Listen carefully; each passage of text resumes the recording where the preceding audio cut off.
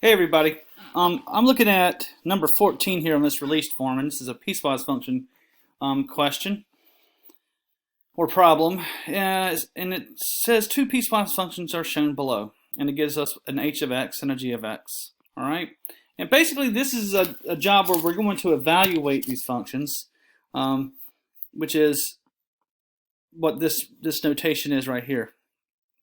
All right, so for a quick review here. If someone's saying first thing we got to find is h of 2 and g of 1. And when we find that value, we'll multiply this one by a 3 and this one by a 4. That's all it says. All right, now we know the 2 has to go into h somewhere. All right, this is strictly less than 2, so it has to go into this bottom piece, right?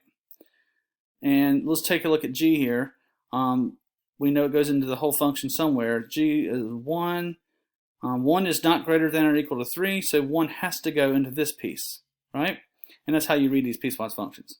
All right, so I'm just going to work this thing out, and let's see what we get into here. So 3, we want to find 3 h of 2, and we'll leave some space, plus 4 g of 1. Okay, now let me minimize this and we'll talk about, so this is the part of h we're going to use, and this is the part of g we're going to use. Okay, so I'm just going to evaluate these functions at those places.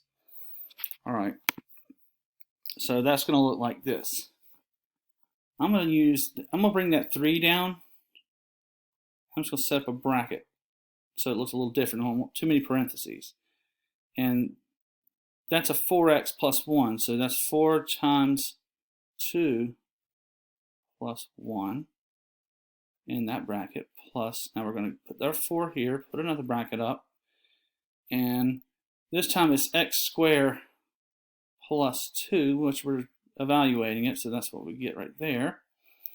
All right, so this is going to give me an 8 plus 1 is a 9. So this is actually 3 times 9 plus 4 times 3.